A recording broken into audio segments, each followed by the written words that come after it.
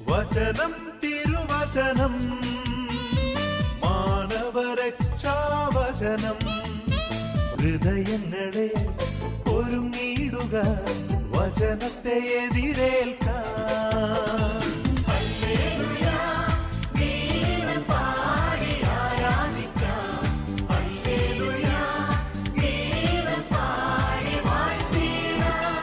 യേശുവിലെ സ്നേഹം നിറഞ്ഞ മാതാപിതാക്കന്മാരെ, സഹോദരി സഹോദരന്മാരെ, യുവതി കുട്ടികളെ, നമ്മുടെ ജീവിതത്തിൽ പലപ്പോഴും നമ്മുടെ മനുഷ്യ പ്രശംസ നേടാനായിട്ട് ആഗ്രഹിക്കുന്നവരാ.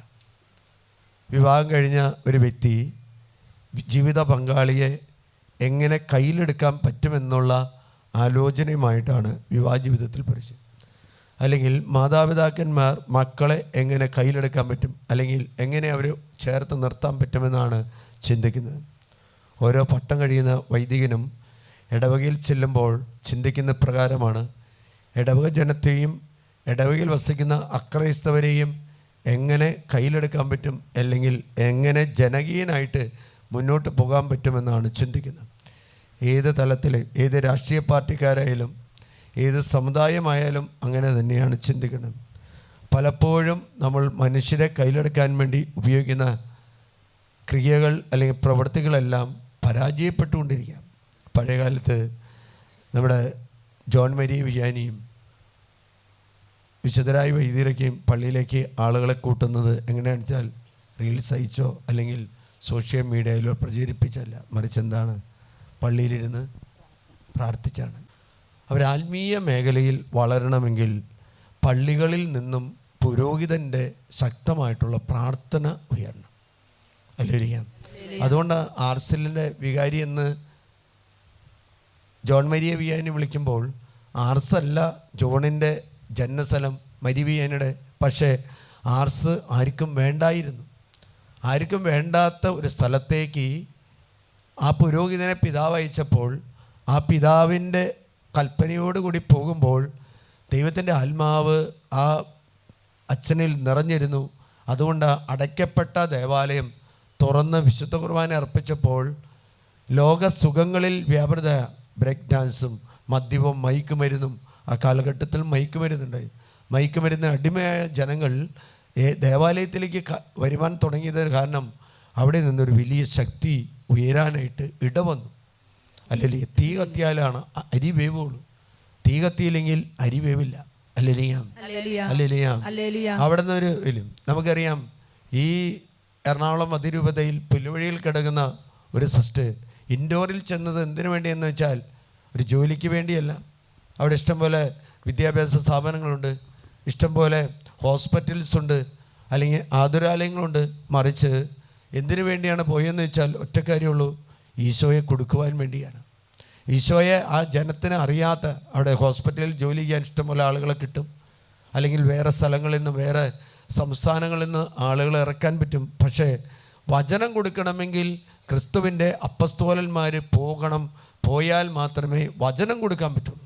മറ്റെല്ലാ ശുശ്രൂഷ ചെയ്യാനായിട്ട് പല വിധത്തിലും ആളുകളുണ്ടെങ്കിലും യേശുവിൻ്റെ വചനം കൊടുക്കണമെങ്കിൽ യേശുവിൻ്റെ അപ്പസ്തോലന്മാരായ നമ്മൾ ഓരോരുത്തരും പോകണം, പോയാൽ മാത്രമേ വചനം കൊടുക്കുവാൻ സാധിക്കുള്ളൂ. അതുകൊണ്ടാണ് ഇഷ്ടംപോലെ ആളുകൾ ഇൻഡോറിലേക്കും യു പിയിലേക്കും പോയെങ്കിലും അല്ലെങ്കിൽ ഗുജറാത്തിലേക്കും പോയാലും ഒരു രക്തസാക്ഷ്യം ചിന്താൻ ദൈവം വിളിച്ചത്, അല്ലെങ്കിൽ ദൈവത്തിന് വേണ്ടി വചനം പറഞ്ഞപ്പോൾ രക്തസാക്ഷ്യം ചിന്തിയത് ധൈര്യത്തോടെ സ്വീകരിക്കാൻ സാധിച്ചത് റാണി മരിയയ്ക്ക് മാത്രമേ സാധിക്കൂ. കേരളത്തിൽ ഏറ്റവും ഇഷ്ടപ്പെടുന്ന ഒരു വിശുദ്ധൻ ആരാണെന്ന് വെച്ചാൽ ആ വിശുദ്ധൻ ആരായിരിക്കും? ദൈവസഹായം പിള്ള. ദൈവസഹായം പിള്ള എങ്ങനെ? ദൈവസഹായമല്ല, അസറെന്നാണ് അതിൻ്റെ അർത്ഥം. എന്ന് പറഞ്ഞാൽ ദൈവം മാത്രമേ സഹായമുള്ളൂ. ആ മനുഷ്യൻ ദൈവസഹായം കേട്ടത്, ദൈവത്തിൻ്റെ സഹായത്തെക്കുറിച്ച് കേട്ടത് വിദേശികളായ മിഷണറിമാരിൽ നിന്നുമാണ്. അല്ലേലിയാം. അത് കേട്ടപ്പോൾ ആ മനുഷ്യന് മനസ്സിലായി, ഞാൻ വിശ്വസിക്കുന്നത് അന്ധവിശ്വാസത്തിലാണ്, ഞാൻ ഇതിൽ നിന്നും പ്രകാശത്തിലേക്ക് വരണമെന്ന് മനസ്സിലാക്കിയത് കൊണ്ടാണ് ആ മനുഷ്യൻ വിശ്വാസത്തിലേക്ക് കടന്നു വരാനായിട്ട് തയ്യാറായത്. പാതുവയിലെ വിശുദ്ധ അന്തോണീസ് എന്ന് പറഞ്ഞാൽ പാതുവയല്ലായിരുന്നു അന്തോണീസിൻ്റെ ജന്മസ്ഥലം. പക്ഷേ അങ്ങോട്ട് വചനം അയക്കാൻ വേണ്ടിയാണ് മാർപ്പാപ്പ അയച്ചത്. ആ മാർപ്പാപ്പ അയച്ചതുകൊണ്ട് പാതുവയിൽ വചനം പ്രസംഗിച്ചു. വചനം കൊടുത്തപ്പോൾ അത്ഭുതങ്ങളും അടയാളങ്ങളും രോഗശാന്തികളും സംഭവിച്ചതുകൊണ്ട് പാതുവയിലെ വിശുദ്ധ അന്തോണീസായിട്ട് ഈ അന്തോണീസിനെ അറിയപ്പെടുക. കേരളത്തിൽ ഏറ്റവും കൂടുതൽ പ്രാർത്ഥിക്കുന്ന ഒരു വിശുദ്ധനാണ് അന്തോണീസ്. രണ്ടാമത് ആരാണെന്ന് വെച്ചാൽ ആരായിരിക്കും? സെബാസ്ത്യാനോസ്. അതോടൊപ്പം തന്നെ യൂദാ തദേവസ്. അല്ലെങ്കിൽ യേശുവിൻ്റെ വചനം കൊടുക്കുവാൻ വേണ്ടിയാണ് ഈശോ അങ്ങോട്ട് അയച്ചത്. അതിൻ്റെ കൂടെ പല ശുശ്രൂഷകളും ചെയ്തു പോകും. പക്ഷേ അൾട്ടിമേറ്റ് ഒരു വ്യക്തിയുടെ അയക്കപ്പെടുന്നതിൻ്റെ ഉദ്ദേശം എന്താണെന്ന് വെച്ചാൽ വചനം, യേശുവിൻ്റെ വചനം കൊടുക്കുക എന്നുള്ളത്.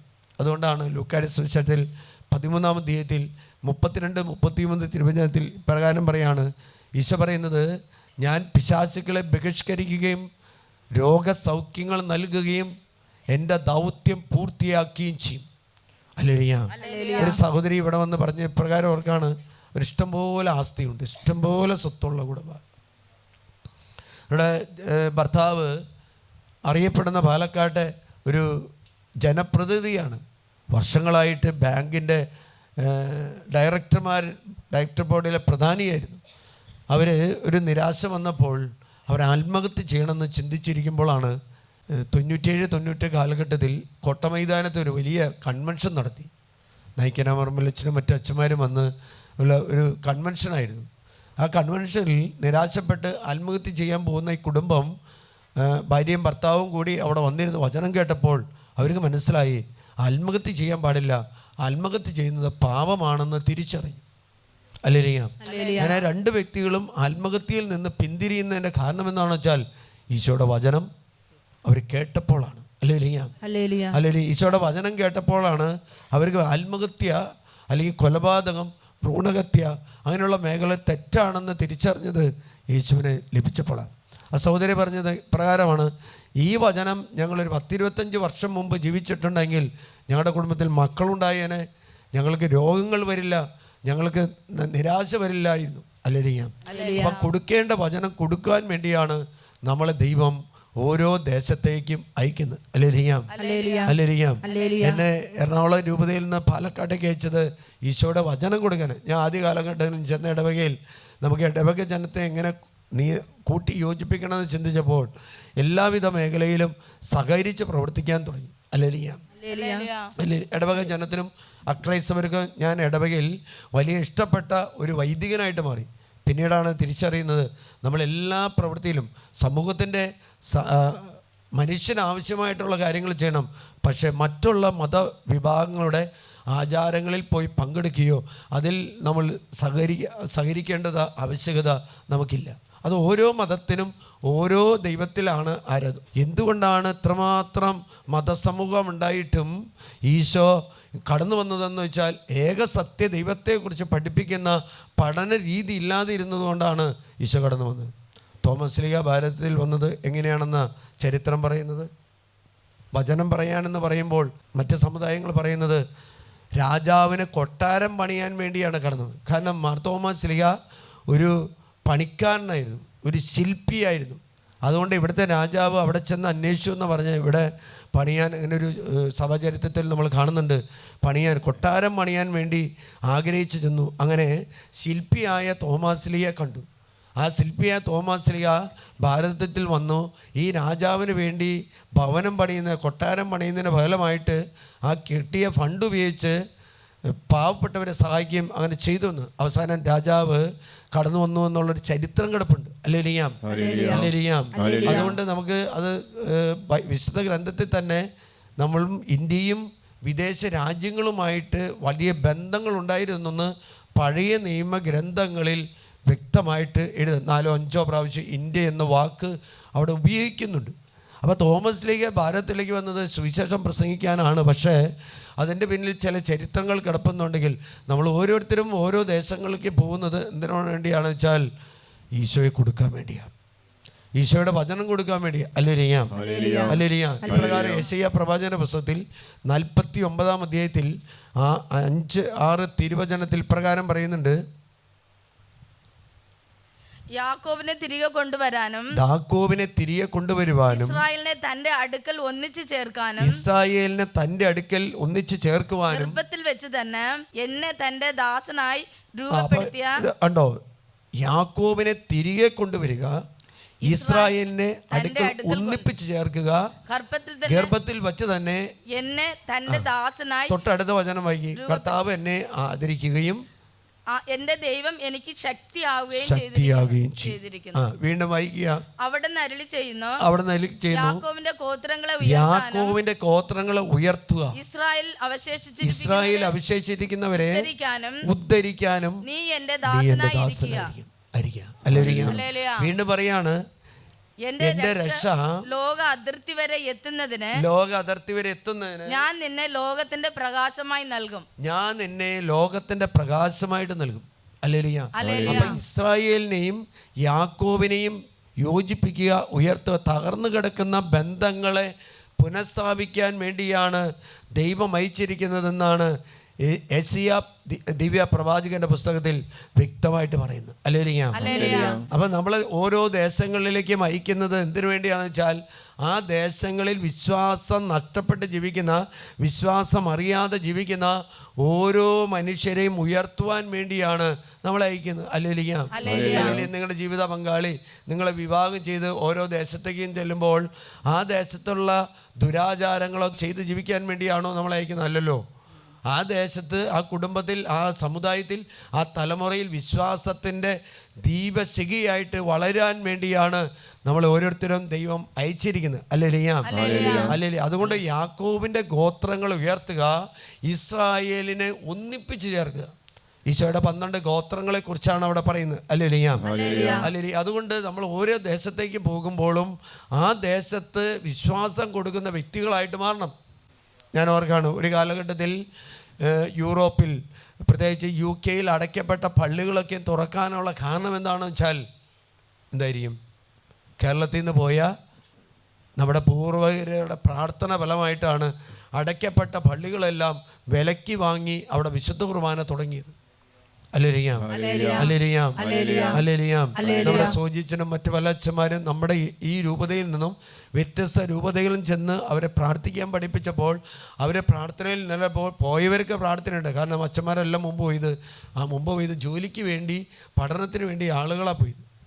എന്ന് പറഞ്ഞാൽ വിശ്വാസികൾ പോയി അവരെന്ത് ചെയ്തു? അവിടെ പ്രാർത്ഥിക്കാൻ തുടങ്ങിയപ്പോൾ ആ ദേശം കർത്താവ് സഭയ്ക്ക് വേണ്ടി തുറന്നു കൊടുത്തു.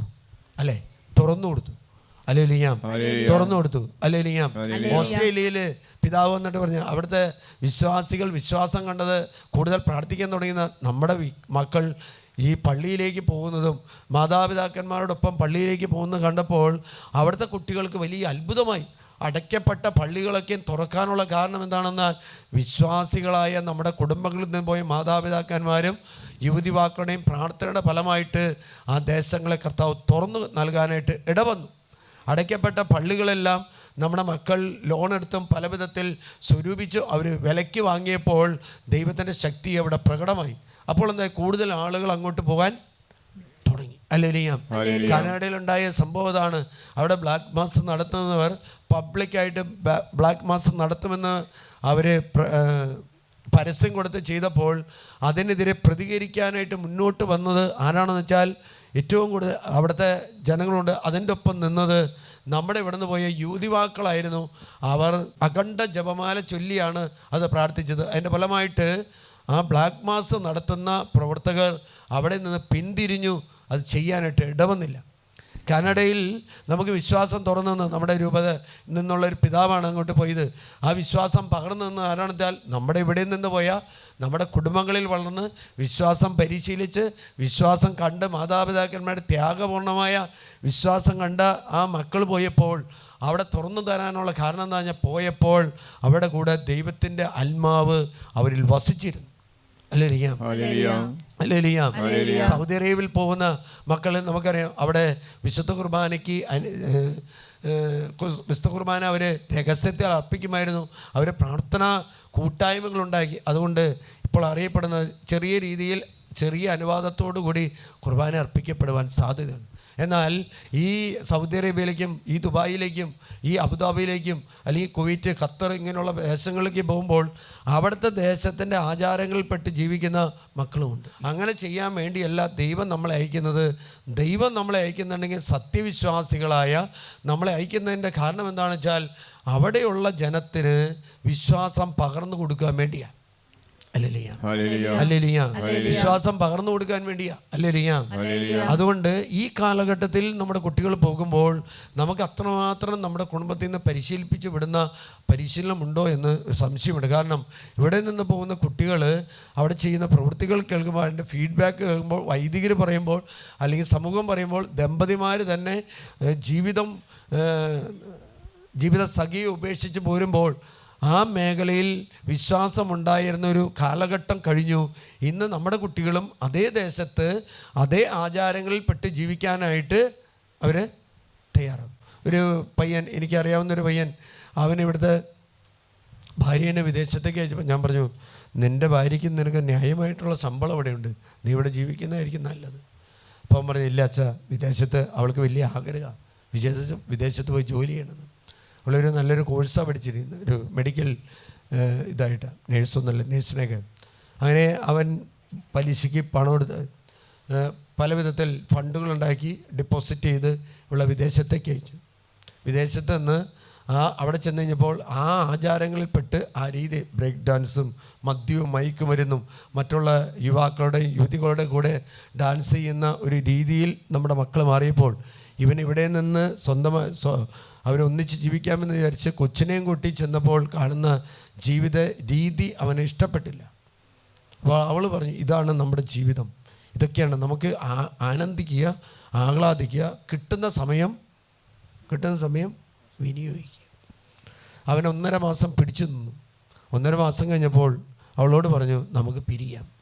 അപ്പോൾ അവൾ ചേട്ടനോട് പറഞ്ഞു, ചേട്ടൻ്റെ സ്വഭാവ രീതിയും എൻ്റെ സ്വഭാവ രീതിയും രണ്ടും. കാരണം എന്താ, അവിടെ പോയി കഴിഞ്ഞപ്പോൾ വിശ്വാസത്തെക്കാളും ആ ദേശത്തിൻ്റെ ദുരാചാരങ്ങൾ, ആ ദേശത്തിൻ്റെ ആസക്തിയിലേക്ക് അവർ പോയി.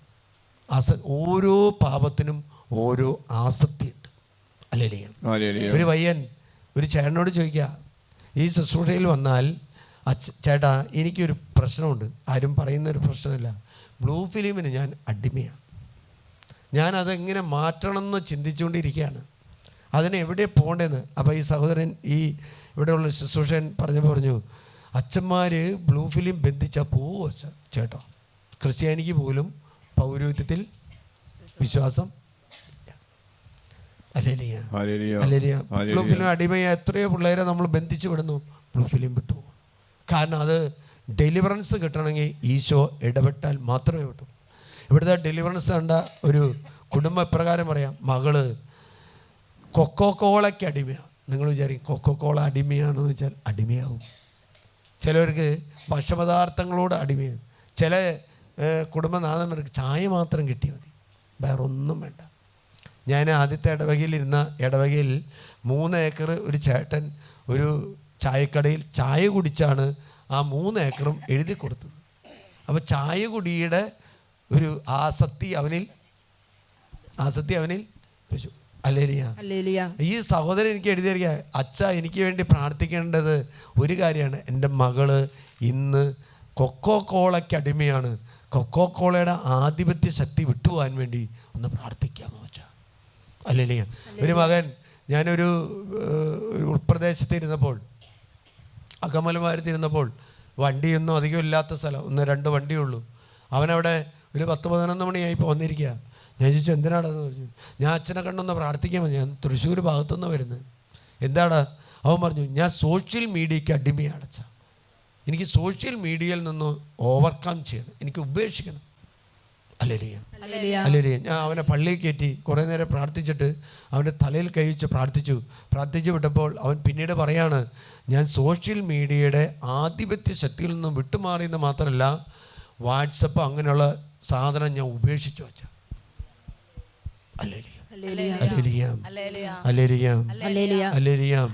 നമ്മളെ നിയന്ത്രിക്കാൻ നമുക്ക് പറ്റുന്നില്ലെങ്കിൽ അത് ദൈവസഹായം തേടുക എന്നുള്ള കാര്യം. അതാണല്ലോ ദൈവസഹായം പിള്ള എന്ത് ചെയ്തു, ദൈവസഹായം തേടി. അതുകൊണ്ട് സ്നേഹമുള്ളവരെ, നമ്മൾ ഓരോ ദേശത്തേക്ക് അയക്കുമ്പോൾ, ഇപ്പോൾ സൗദി അറേബ്യ അല്ലെങ്കിൽ ദുബായിലേക്ക് അവിടുത്തെ ആചാരങ്ങളിൽ പെട്ട് ജീവിക്കാൻ വേണ്ടിയല്ല വിടുന്നത്, മറിച്ച് ആ ദേശത്തിന് വേണ്ടി കൈയെടുത്ത് പ്രാർത്ഥിക്കാൻ വേണ്ടിയാണ്. നല്ല മരുഭൂമിയാണ് അല്ലേ, അവിടെ മഴയുണ്ടോ? ഇല്ലല്ലോ. നല്ല ദൈവത്തിൻ്റെ സാന്നിധ്യം ഉണ്ടെങ്കിൽ അവിടെ എന്തായിരിക്കും? അവിടെ യഥാകാലം കർത്താവ് തൻ്റെ ഭണ്ഡാരം തുറന്ന് മഴയും വെയിലും കിട്ടും. അല്ലേ? കേരളത്തിലെ ബിവറേജ് കോർപ്പറേഷൻ തുടങ്ങുന്ന പോലെ കേരളത്തിലെ മദ്യപാനികൾ ചെയ്യുന്നത് പോലെയാണ് ഇപ്പം മഴയും വെയിലും വരുന്നത്. എങ്ങനെയാണ്? വന്നു കഴിഞ്ഞാൽ നിൽക്കുന്നില്ല, നിന്ന് കഴിഞ്ഞാൽ വരുന്നുമില്ല. അല്ലേ? അല്ലേ?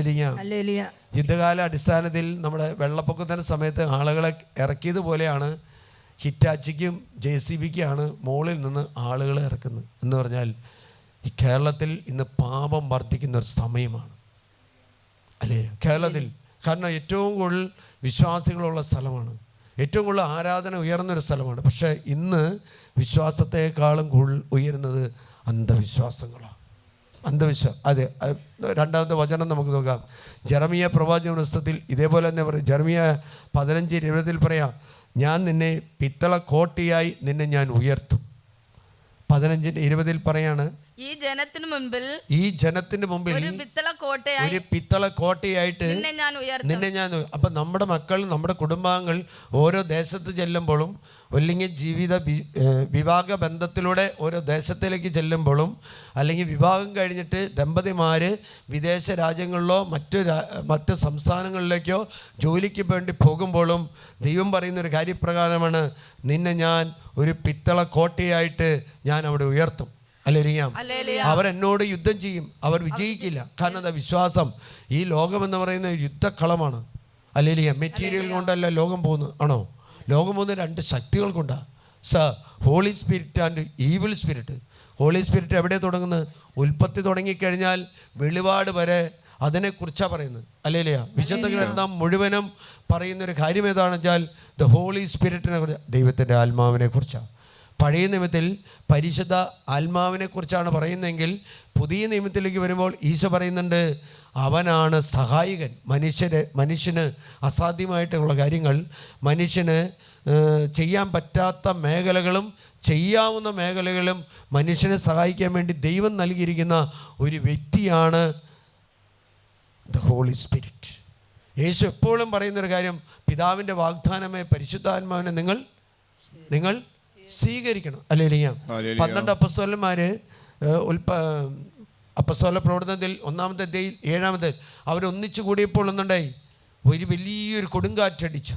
വലിയ കൊടുങ്കാറ്റടിച്ചപ്പോൾ എന്താ? സ്വർഗം തുറക്കപ്പെട്ട പരിശുദ്ധാത്മാവ് എൻ്റെ മേൽ ഇറങ്ങി വന്നു. അത്രയും നേരം അവരെന്താണ് ചിന്തിച്ചുകൊണ്ടിരുന്നാൽ പഴയകാല ജീവിതം, മീൻ പിടിക്കാൻ പോകണം. അല്ലേലിയ? അപ്പോൾ തോമസ് എന്ത് വിചാരിച്ചിട്ടുണ്ടാവും? നികുതി വിരിക്കാൻ പോകണം. അല്ല, തോമസ് അല്ല, മത്തായി നികുതി വിരിക്കാൻ പോകണം. തോമസ് എന്താ? സത്യാന്വേഷിയാണ്, അതിനുകൊണ്ട് വിട്ടുപോകണമെന്ന് ചിന്തിച്ചിട്ടുണ്ടാവും. പക്ഷേ ആത്മാവ് വന്നപ്പോൾ അവരുടെ ചിന്ത ഒന്നായി മാറി. എന്താണെന്ന് വെച്ചാൽ എന്താണ്? പരിശുദ്ധാത്മാവ്, ദൈവരാജ്യത്തെക്കുറിച്ചുള്ള സുവിശേഷമാണ് അവർ പ്രസംഗിക്കപ്പെടുന്നത്. അല്ലേലിയ? ഭാര്യ ഭർത്താക്കന്മാർ ഒന്നിച്ചു ചേർക്കുന്നത് പരിശുദ്ധാത്മാവിനാണെങ്കിൽ ആ പരിശുദ്ധാത്മാവിനെ നിറയുന്നവർ പോകുമ്പോൾ ദൈവരാജ്യത്തെക്കുറിച്ചായിരിക്കും പ്രസംഗിക്കുന്നത്. 2-ാമത്തെ അപ്പസ്തോല പ്രവർത്തനത്തിൽ 2-ാമത്തെ അധ്യായത്തിൽ അതാ കാണുന്നത്. എന്താ?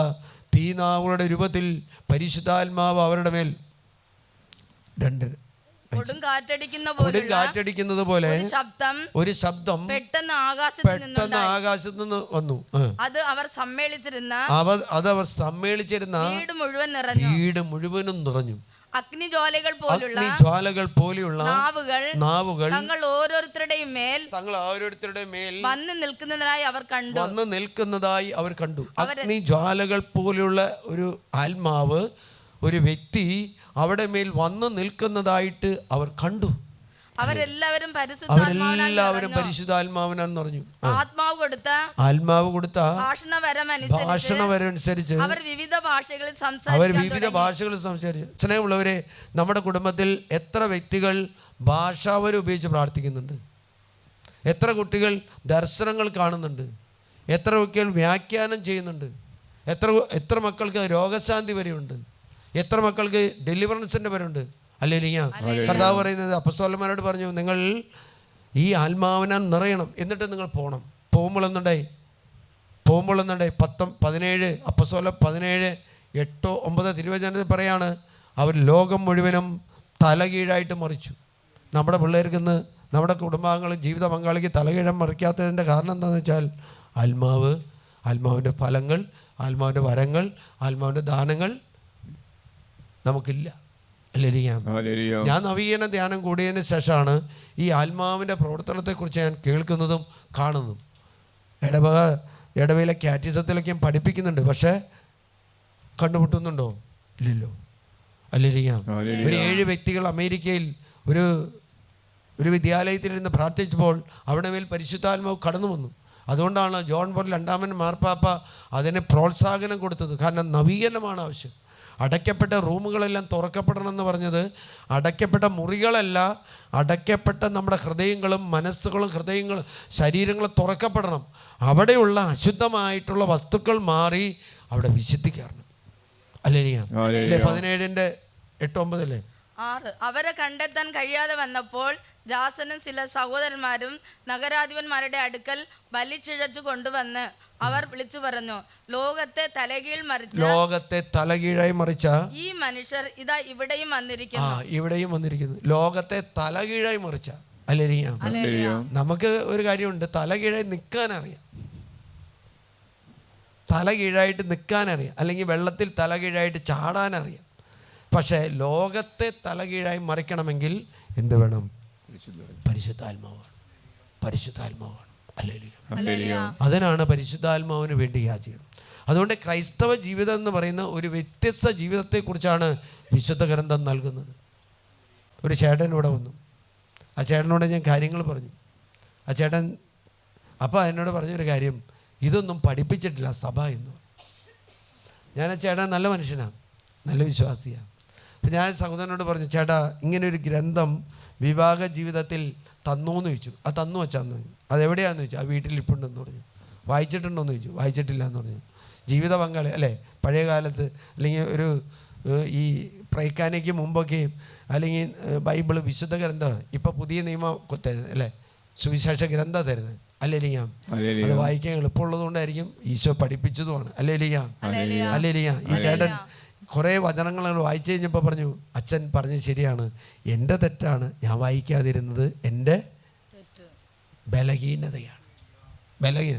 അതുകൊണ്ടാണ് പറയുന്നത്, നമ്മൾ എല്ലായിടത്തും ഓരോ കോട്ടയായിട്ട് ഉയർത്തണമെങ്കിൽ നാം ദൈവത്തിന് വേണ്ടി ജോലി ചെയ്യാൻ, പ്രവർത്തിക്കാൻ നമ്മൾ ഓരോരുത്തരും തയ്യാറാകണം.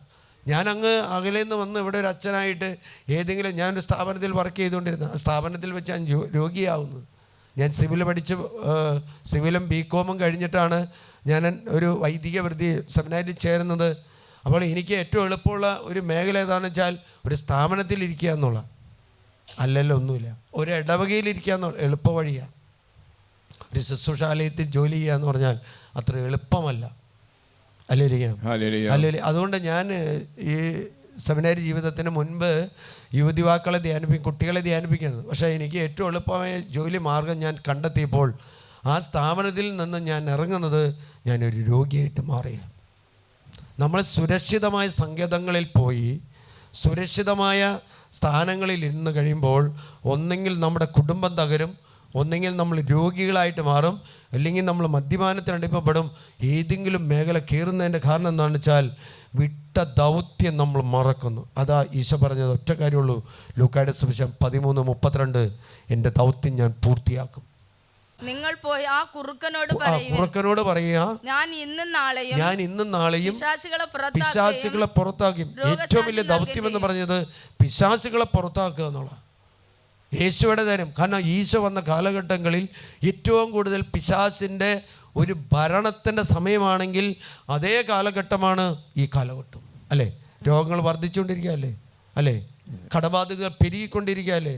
മദ്യപാന ആസക്തി കൂടിക്കൊണ്ടിരിക്കുകയല്ലേ? മദ്യപാന ശാലകൾ കൂടിക്കൊണ്ടിരിക്കുകയല്ലേ? മയക്കുമരുന്നുകൾ കൂടിക്കൊണ്ടിരിക്കുകയല്ലേ? ഇന്ന് പിള്ളേർക്ക് ഈ കഞ്ചാവൊന്നും പോരാ, MAD അങ്ങനെയുള്ള സാധനങ്ങൾ വേണം. ഒരു പയ്യൻ ഇവിടെ വന്നു. ആ പയ്യനോട് ഞാൻ ചോദിച്ചു, കാര്യങ്ങളൊക്കെ ചോദിച്ചു. എനിക്ക് നമ്മുടെ ക്രൈസ്തവരായ പിള്ളേർ ഇത്രയും മേഖലയിലേക്ക് പോകുന്നത് എനിക്ക് ചിന്തിക്കാൻ പോലും സാധിച്ചില്ല. കാരണം എന്താ? ക്രൈസ്തവ ജീവിതം എന്ന് പറയുന്നത് വിശ്വാസത്തിൻ്റെ ജീവിതം. അവൻ പറഞ്ഞ ഒറ്റ കാര്യമുണ്ട്, എനിക്ക് വിശ്വാസ ജീവിതത്തിൽ ആഴപ്പെട്ട് ജീവിക്കാൻ എനിക്ക് സാധിച്ചിട്ടില്ല.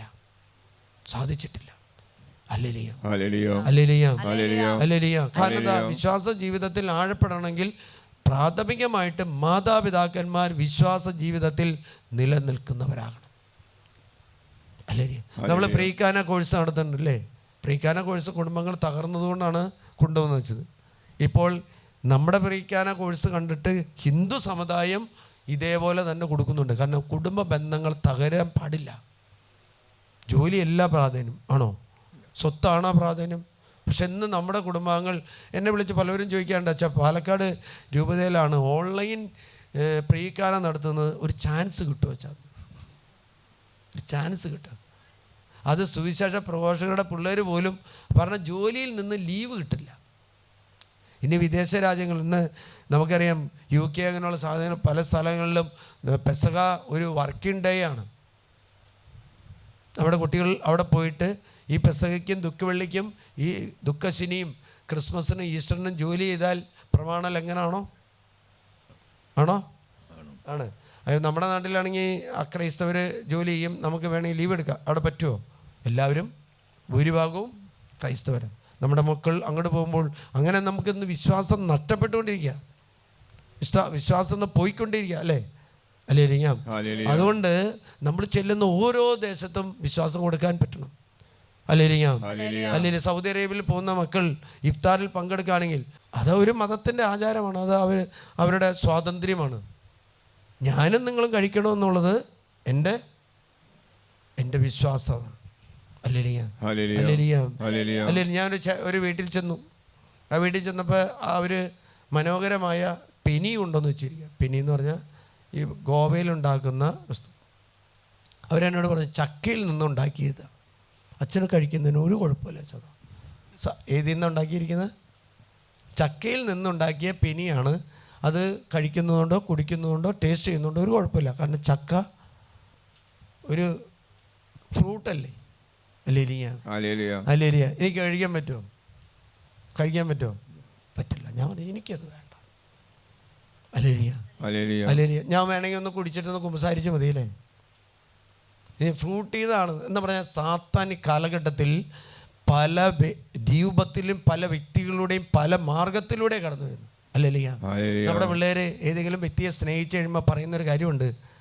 ഞാൻ ഒരു കല്യാണമൊക്കെ ആലോചിക്കുമ്പോൾ വേണ്ടെന്ന് പറയും. കുറേ നാൾ കഴിയുമ്പോൾ അപ്പനും അമ്മയും ചോദിക്കും നിനക്കെന്തെങ്കിലും ബന്ധമുണ്ടോ?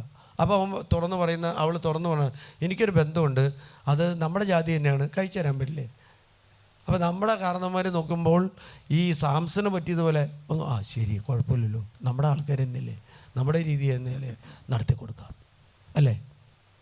ചെയ്യാൻ പറ്റുമോ? സാംസൺ ചെയ്തു അങ്ങനെ തന്നെയാണോ? അല്ലേ? പറ്റില്ല. കാരണം എന്താ? ആദ്യം വരുന്നത് ആത്മാവല്ല, ആദ്യം വരുന്നത് ജഡ, ശരീരമാണ്. അല്ലേ? സാത്താന്യ കാലഘട്ടത്തിൽ മാതാപിതാക്കന്മാർ ജീവിത പങ്കാളിയിൽ ഒരാളെങ്കിലും അതിനെ സപ്പോർട്ട് ചെയ്യുകയും ചെയ്യും. സപ്പോർട്ട്. അല്ലേ? മിശ്രവാക ആണെങ്കിൽ പറയുന്ന ഒരു ചേച്ചി പ്രകാരം പറഞ്ഞത്, സഭയിലേക്ക് ഒരാളെ കിട്ടാലേ ഒരാൾ വിശ്വാസം സ്വീകരിച്ചിട്ട് കഴിച്ചുകൊണ്ടുവരുന്ന കുറിച്ചല്ല പറയുന്നത്. ജഡത്തിൻ്റെ പ്രവർത്തനങ്ങൾ വിവാഹബന്ധത്തിന് മുമ്പ് ചെയ്താൽ ആ ശരീരം അശുദ്ധമായി തീരുക, ആത്മാവിന് പ്രവർത്തിക്കാൻ പറ്റില്ല. അത് അവരുടെ വരും തലമുറയെ ബാധിക്കാതിരിക്കണമെങ്കിൽ, വരും തലമുറകളിലേക്ക് ഇത് കടക്കാതിരിക്കണമെങ്കിൽ എന്ത് ചെയ്യണം? ഒരു പരിഹാരം ചെയ്ത് പരിത്യാഗം ചെയ്ത് നോമ്പെടുത്ത് പ്രാർത്ഥിക്കണം. മട്ടുപാവിലൂടെ ഒന്ന് ഉലാത്താൻ നടന്ന് ഇന്ന് വ്യായാമത്തിന് പോയ ഒരു മനുഷ്യനാണ് ആര്? ദാവീദ് കണ്ടത് കേരളത്തിൽ സോപ്പിൻ്റെ പരസ്യമാണ്. പോയോ പണി? പാളിയോ സോപ്പ്? അല്ലേലിയാ.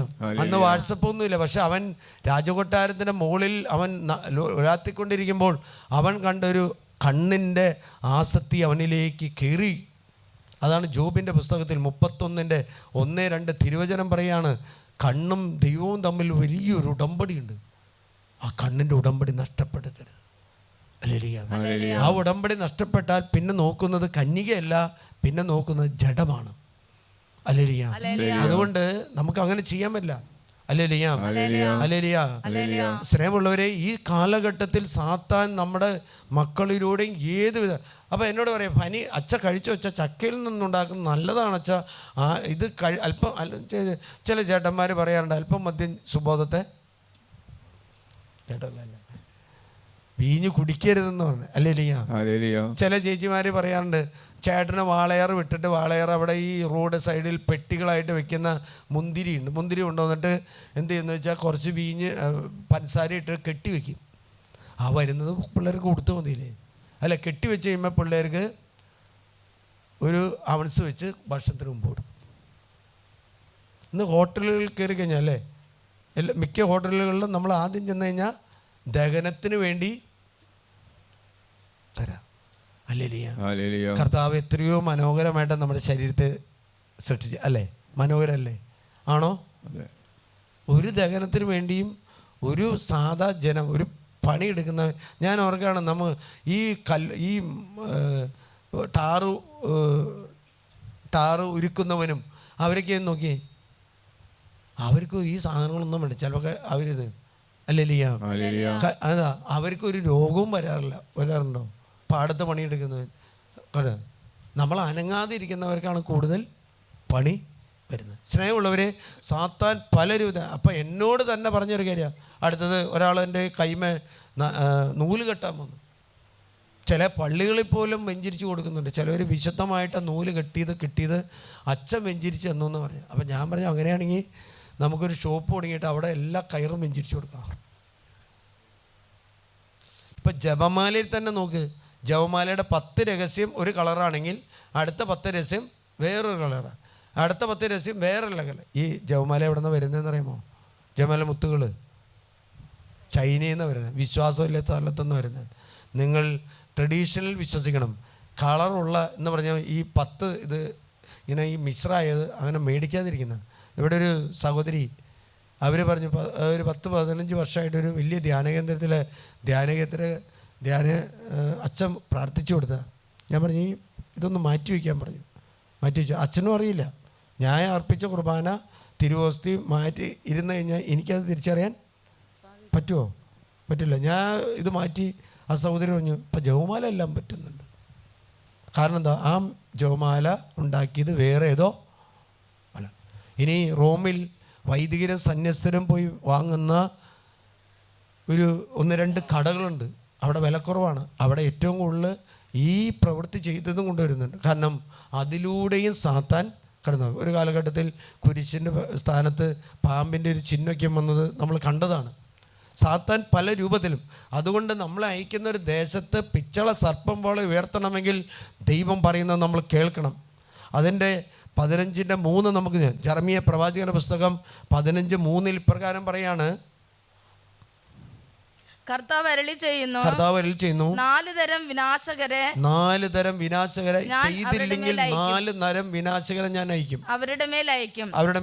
വധിക്കാൻ വാൾ, പിച്ചി ചീന്താൻ നായ്ക്കൾ, കടിച്ചു കീറാനും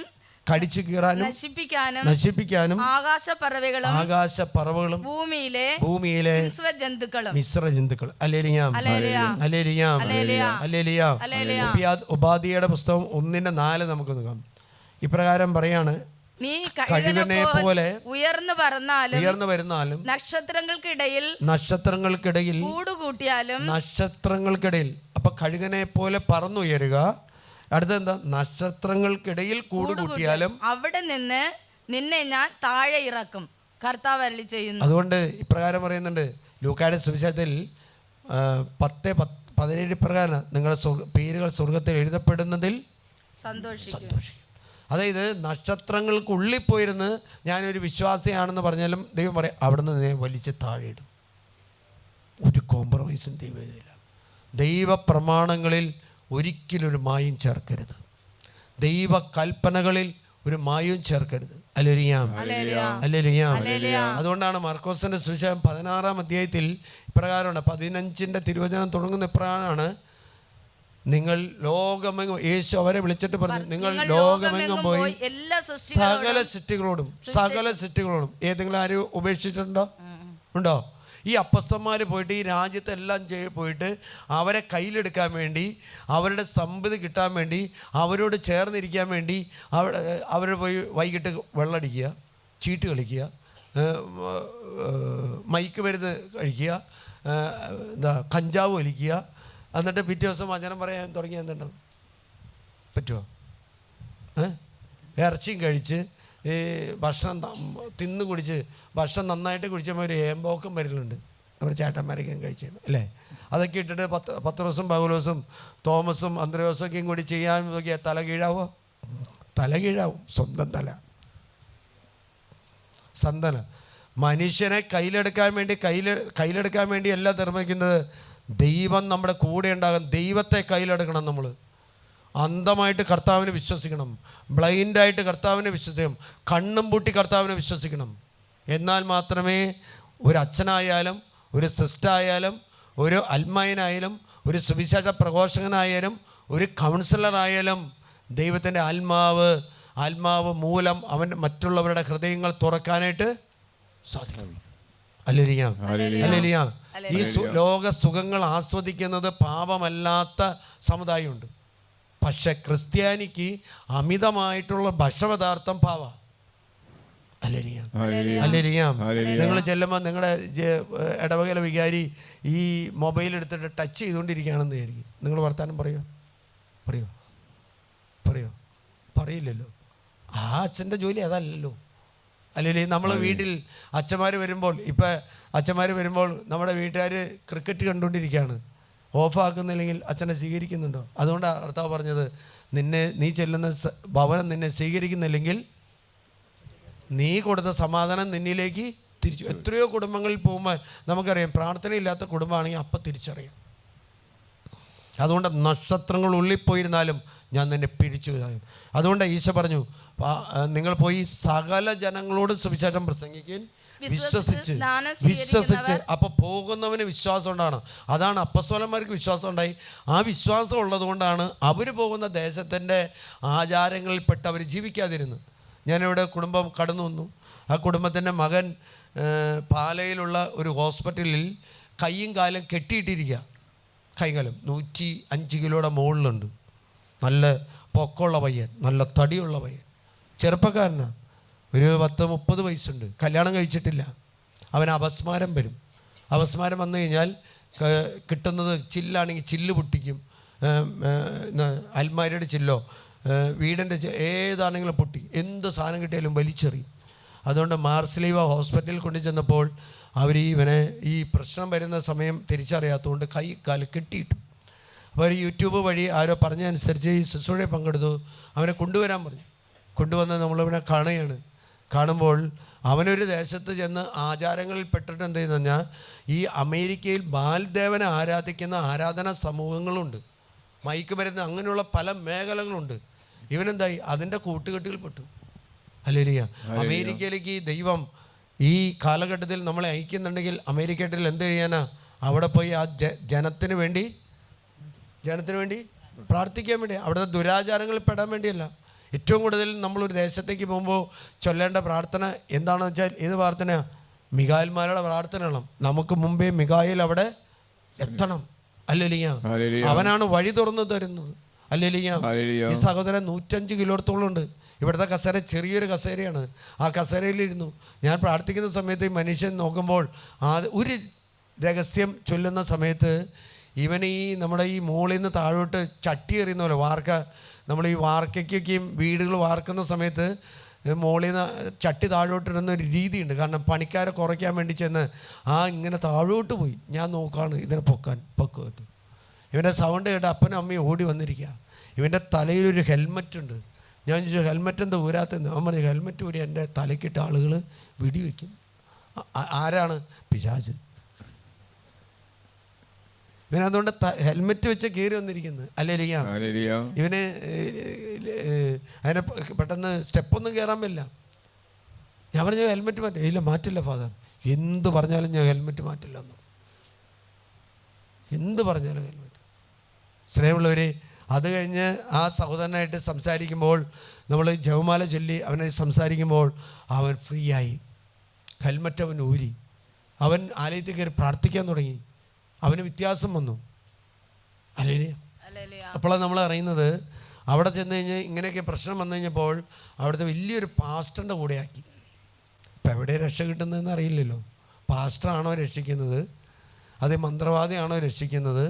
അത് കുട്ടിച്ചാത്തൻ സേവ നടത്തുന്നവനാണോ രക്ഷിക്കുന്നത്? അതേ ഗീവറീസിൻ്റെ അടിയിലെടുത്ത പാമ്പാണ് രക്ഷിക്കുന്നത്, ഗീവറീസാണ് രക്ഷിക്കുന്നത്. അല്ലേരിയ. ഓരോ ദേശത്തേക്ക് ഇപ്പം ജർമ്മനിയിലേക്ക് അയക്കുകയാണെങ്കിൽ, നമ്മൾ പിള്ളേരെ അയക്കുകയാണെങ്കിൽ അവിടെ ഇന്ന് കുടുംബങ്ങൾ ശിഥിലമായിക്കൊണ്ടിരിക്കുകയാണ്. ആ ദേശത്തിന് വേണ്ടി പ്രാർത്ഥിക്കുകയെന്ന്. ഞാനിവിടെ 33 വിശ്വാസ പ്രമാണം, 33 മിഖായൽമാരുടെ പ്രാർത്ഥന, അതുപോലെ 4 ജപമാല ചൊല്ലണം. ആദ്യത്തെ നിങ്ങൾക്ക്, രണ്ടാമത്തെ കുടുംബങ്ങൾക്ക്, നിങ്ങളുടെ കുടുംബങ്ങൾക്ക്, മൂന്നാമത്തെ ദേശത്തിനും സഭയ്ക്കും വേണ്ടി, നാലാമത്തെ തകർന്നെടുക്കുന്ന കുടുംബാംഗങ്ങൾക്ക്, അതുപോലെ തന്നെ കരുണക്കൊന്ത. അങ്ങനെ പറഞ്ഞു കഴിഞ്ഞപ്പോൾ ഒരു സഹോദരി കണ്ടിട്ട് ഇപ്രകാരമാണ്. ആ സഹോദരി അത് ചെറിയ ഷോർട്ട് വീഡിയോസ് അവിടെ വാട്സപ്പിൽ കൊടുത്തു. കാരണം അവർ പറയാണ്, നമ്മുടെ നാട്ടിൽ നിന്ന് ആളുകൾ വന്നിട്ട് ജോലി ചെയ്ത് ഇഷ്ടംപോലെ ശമ്പളം കിട്ടി, സമയമൊക്കെ ഉണ്ട്, അവരെന്താ ഓരോ കാര്യങ്ങൾക്കും വേണ്ടി അത് യഥാർത്ഥമായിട്ട് അയച്ചത് എന്താണെന്നുള്ള ദൗത്യം തിരിച്ചറിയാൻ പറ്റാത്ത വിധത്തിൽ അവർ അന്ധരായിട്ട് തീർന്നു, മൂഢരായിട്ട് തീർന്നു. അതാണല്ലോ ആർക്ക് പറ്റിയത്? യൂദാസ് കറിയോത്തിക്കും പറ്റി. ഹല്ലേലൂയ. പാലക്കാട് വരുമ്പോൾ, പാലക്കാട് എന്ന് പറഞ്ഞാൽ എന്താണെന്ന് വെച്ചാൽ, ആ തട്ടിൽ പിതാവിനോട് ചോദിച്ചാൽ പറയും, പാലക്കാട് എന്ന് പറഞ്ഞാൽ തൃശ്ശൂർ രൂപതയിൽ ഉപേക്ഷിക്കപ്പെട്ടൊരു സ്ഥലമായിരുന്നു. കുറേ പാടം, പിന്നെ എന്താ പാറ. അപ്പോൾ പിതാവ് പറഞ്ഞത് ഇപ്പോഴാണ്, ഈ രൂപതയുടെ അധ്യക്ഷനായിട്ട് അയ്പ്പച്ചനെ ഐപ്പി ഇരുമ്പച്ചനെ തിരഞ്ഞെടുത്തപ്പോൾ എന്ത് ചെയ്തു എന്ന് വെച്ചാൽ, തോളി കയറ്റിയത് ആരാണെന്ന് വെച്ചാൽ, ആരെയാണ് കയറ്റിയത്? യൗസേപ്പിനെ കയറ്റി. യൗസേപ്പിനെ കയറ്റിയിട്ട് അന്ന് കുതിരാൻ കയറി വരിക എന്ന് പറഞ്ഞാൽ അത്ര എളുപ്പമല്ല. ആ കുതിരാൻ കയറി ഈ പാലക്കാട്ടേക്ക് കയറിയപ്പോൾ എന്താണെന്ന് വെച്ചാൽ അത് വിശ്വാസത്തിൻ്റെ ഒരു ഈറ്റില്ലമായിട്ട് മാറി എന്ന് പറഞ്ഞു. പിതാവ് പറയാണ്, ലോകം മുഴുവനും ഒരു അഗ്നി കത്തിച്ചത് ആരാണെന്ന് വെച്ചാൽ പാലക്കാട് രൂപതയിലെ വൈദികരും പാലക്കാട് രൂപതയാണ്. അല്ലേ? അതിനാരാ കാരണം? ഇരുമ്പം പിതാവ് കൊളുത്തിയ ദീപശിഖ ഇവിടെ കത്തി ജ്വലിക്കുകയാണ്. അല്ലേ? പിന്നെന്താ, വിശ്വാസികൾ പല സ്ഥലങ്ങളിൽ നിന്ന് കയറി വരാൻ തുടങ്ങി. അപ്പം ആദ്യം അതിന് അടിസ്ഥാനമിട്ട ആ ഇരുമ്പം പിതാവ് വിശ്വാസത്തിൻ്റെ തലത്തിൽ അതിനെ ആഴത്തിലേക്ക് വചനത്തിൻ്റെ അടിസ്ഥാനത്തിൽ പരിശുദ്ധ അമ്മയുടെ ദിവസത്തിൽ വിശുദ്ധ ഔസേപ്പിതാവിൻ്റെ നാമധേയത്തിൽ സ്ഥാപിക്കപ്പെട്ട പാലക്കാട് രൂപതയാകുന്ന തിരുസഭ കത്തിജ്വലിച്ചതും വിശ്വാസ ദീപശിഖയായിട്ട് മാറിയത് എന്താണെന്ന് വെച്ചാൽ ആദ്യത്തെ വ്യക്തിയുടെ വിശ്വാസത്തിൻ്റെ ആഴങ്ങളാണ്. ഞാനിവിടെ ഈ പ്രദർശനത്തിന് ഇടവപ്പള്ളിയിൽ പ്രദർശനത്തിന് ജിജോച്ചൻ്റെ സമയത്ത് ഞങ്ങൾ റോട്ടിലൂടെ പോകുമ്പോൾ ഒരു ഓട്ടിസം ബാധിച്ചൊരു കൊച്ച് അവിടെ ഒരു ഗ്രാമത്തിലിരിക്കുക. അച്ഛൻ കണ്ടുവഴി ആ കൊച്ചിനോട് സംസാരിച്ചപ്പോൾ അച്ഛൻ പറയാണ്, എല്ലാ മാസവും അവനെ ഇരുമ്പം പിതാവിൻ്റെ കല്ലറയിൽ കൊണ്ടുവന്ന് പ്രാർത്ഥിക്കും. അവരൊരിക്കലും ട്രീറ്റ്മെൻറ്റിന് കൊണ്ടുപോകുന്നില്ല. ഈ ഓട്ടിസം ഇരുമ്പം പിതാവ് സൗഖ്യപ്പെടുത്തുമാണെന്ന് ആ ഹിന്ദു സമുദായം വിശ്വസിക്കുന്നത്. കാരണം അവർ പറയുന്നത് അത്രയും വിശുദ്ധനായിരുന്നു ഈ ജോസഫ് ഇരുമ്പം പിതാവ്. അത് ഇതേപോലെയാണ് നമ്മളൊരു ദേശത്ത് ഇരുമ്പം പിതാവ് ഇവിടെ വന്ന് ഈ വിശ്വാസത്തിൻ്റെ പൈതൃകം പഠിപ്പിക്കാതെ ജനങ്ങളേക്കും ഭരിച്ചങ്ങ് പോയിട്ടുണ്ടെങ്കിൽ പറ്റുമോ? വചനത്തിൽ അടിസ്ഥാനമായി ഒരു രൂപതയ്ക്ക് സ്ഥാപനം കൊടുത്തു. പരിശുദ്ധ അമ്മയുടെ നാമത്തിൽ, പരിശുദ്ധ അമ്മയുടെ ദിവസത്തിൽ വിശുദ്ധ ഔസേപ്പിതാവിനെ തോളിൽ അല്ലെങ്കിൽ രൂപതയ്ക്ക് കൊടുത്തപ്പോൾ എന്തായി? അത് കത്തി. നമ്മൾ പോകുന്ന ഈ യുവതിവാക്കളും കുടുംബാംഗങ്ങളും ചെയ്യേണ്ടതെന്ന് വെച്ചാൽ വിശ്വാസ പൈതൃകം നമ്മൾ പോകുന്ന ദേശത്തിന് കൊടുക്കുകയാണെങ്കിൽ ആ ദേശത്ത് നമ്മൾ വിശ്വാസം വളരും. അല്ലെങ്കിൽ നിങ്ങൾ ഒരു ജീവിത പങ്കാളി, നിങ്ങൾ ഒരു വിവാഹം കഴിച്ച് പോകുന്ന ദിവസം നിങ്ങൾ ഏറ്റവും മുമ്പ് ചെയ്യേണ്ടതെന്ന് വെച്ചാൽ തോബിയാസ് ചെയ്തതുപോലെ തന്നെ മുട്ടുകുത്തി പിതാവായി ദൈവത്തോട് പ്രാർത്ഥിക്കും. അല്ലേ? നിങ്ങളുടെ മണിയറയിലേക്ക്, നിങ്ങളുടെ കിടപ്പറയിലേക്ക്, അത് ബലിവേദിയാണ്. ആ ബലിവേദിയിലേക്ക് ചെല്ലുമ്പോൾ ചേട്ടനും ചേച്ചിയും മുട്ടുകുത്തി പ്രാർത്ഥിക്കുമ്പോൾ അവിടെ ആര് ഇറങ്ങി വരും? ദൈവത്തിൻ്റെ ദൂതൻ തോബിയാസിൻ്റെ ജീവിതത്തിൽ ഇറങ്ങി വന്നു. എന്തായി? സാറയിലുണ്ടായ ഒരു തിന്മ വിട്ടുപോകാനുള്ള കാരണം ദൂതൻ അവരുടെ കൂടെ ഉണ്ടായിരുന്നു. അല്ലേ? എത്ര ദമ്പതിമാർ തങ്ങളുടെ ജീവിതം തുടങ്ങുന്ന സമയത്ത് മുട്ടുകുത്തി പ്രാർത്ഥിച്ചിട്ടുണ്ടോ? ഒന്ന് വിശകലനം ചെയ്യേണ്ടി വരും. അല്ലേ? വിശ്വാസം ഉണ്ടെങ്കിൽ അവർ മുട്ടുകുത്തി പ്രാർത്ഥിക്കും, കർത്താവേ ഞങ്ങളുടെ ജീവിതത്തെ നീ അനുഗ്രഹിക്കണമേ. അല്ലേ? തോബിയാസ് എന്തിനു വേണ്ടിയാണ് പോയത്? തോബിയാസ് പണം വാങ്ങാൻ വേണ്ടിയാണ് പോയത്. കൂടെ ആരായിരുന്നു? മുഖ്യദൂതനായ റാഫായിലായിരുന്നു. കാരണം റാഫായിലിനുള്ള ഗുണം എന്താണെന്ന് വെച്ചാൽ, എന്തായാലും ഗുണം വഴി നടത്താനും രോഗസൗഖ്യത്തിൻ്റെ മരുന്ന് പറഞ്ഞു തരാനുള്ള ഒരു കഴിവ് റാഫായിലിനുണ്ട്. അല്ലേ? രോഗസൗഖ്യത്തിന് വേണ്ടി. അതാണ് ഈ തോബിയാസിനോട് ആ മീനിൻ്റെ കരളെടുത്ത് സൂക്ഷിക്കുക. നമ്മുടെ വിശ്വാസികളാണെങ്കിൽ അപ്പം ചോദിക്കുക, ഇതെന്തിനാ, ഇതെപ്പോൾ ഉപയോഗിക്കാനാ, ഇത് വേസ്റ്റ് അല്ലേ, എന്തിനാ കൊണ്ടുപോകണേ, അല്ലേ? നമ്മുടെ പിള്ളേരോട് എന്തെങ്കിലും ഒരു കാര്യം ചോദിച്ചു കഴിഞ്ഞാൽ അപ്പം തന്നെ 100 ക്വസ്റ്റ്യൻ അച്ഛന്മാരോട് ചോദിക്കും. അല്ലെങ്കിൽ ഞാൻ കുറേ നാൾ വേദപാഠ അധ്യാപകനായിരുന്നു. അല്ലെങ്കിൽ ഞാൻ ധ്യാനിപ്പിച്ചിരുന്നപ്പോൾ ഒരു അച്ഛൻ എന്നെ, നമ്മളൊരു കാര്യം പറഞ്ഞു കഴിഞ്ഞാൽ കുട്ടികൾ ക്വസ്റ്റ്യൻ ചോദിക്കും. വിശ്വാസം ഇന്ന് കുട്ടികൾക്ക് ആഴമായിട്ട് ഇല്ല.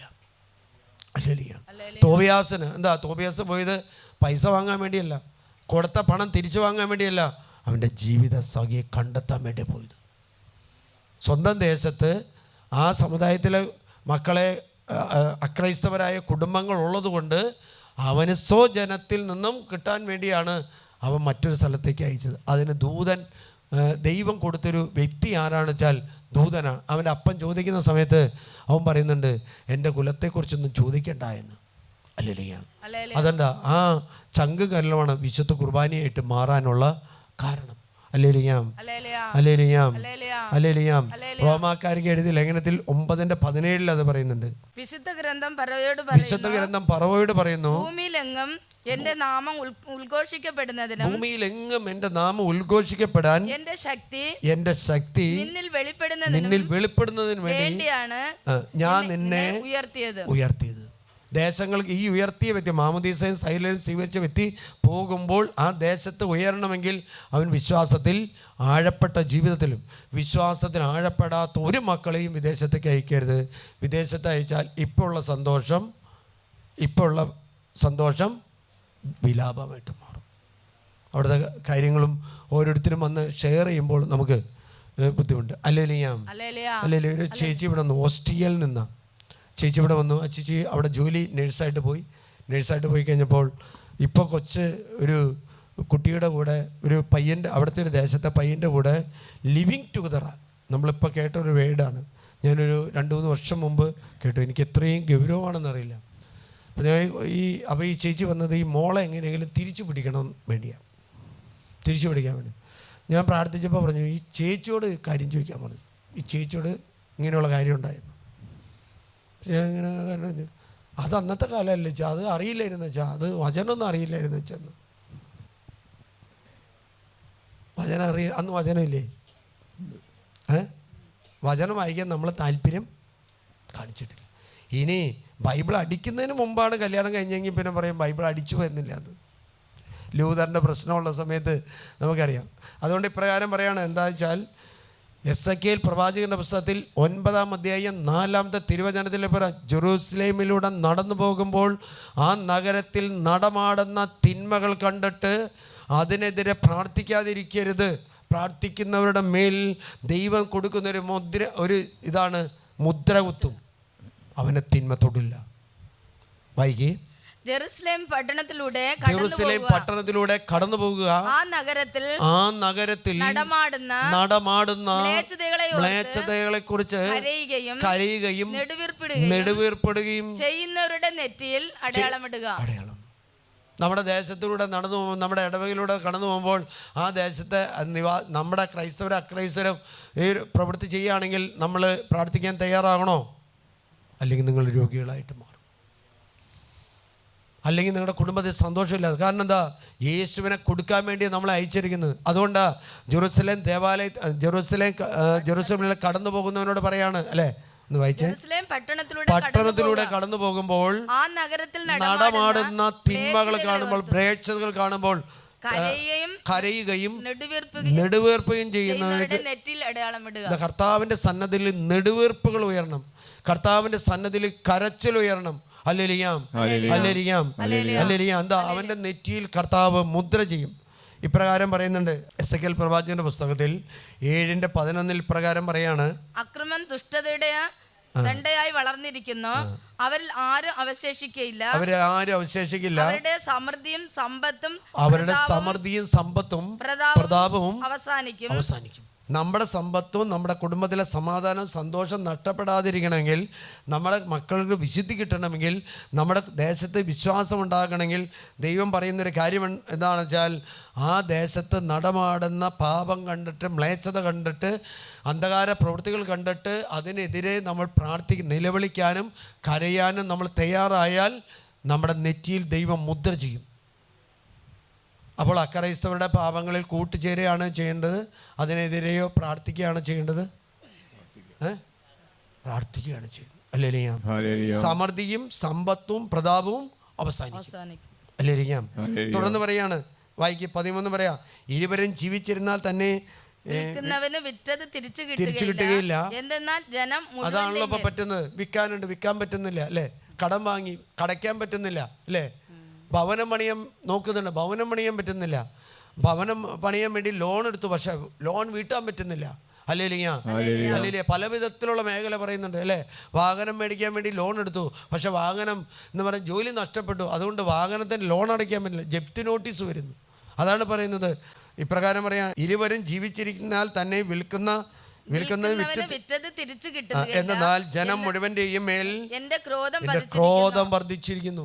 അകൃത്യങ്ങളിൽ തുടരുന്നത് കൊണ്ട് ഒരുവനും ജീവൻ നിലനിർത്താൻ പറ്റില്ല. അല്ലേ? ജീവൻ നിലനിർത്താൻ. വീണ്ടും വായിക്കുക. കാഹളം മുഴങ്ങി എല്ലാം സജ്ജമായി എന്നാൽ ആരും യുദ്ധത്തിന് പോകുന്നില്ല.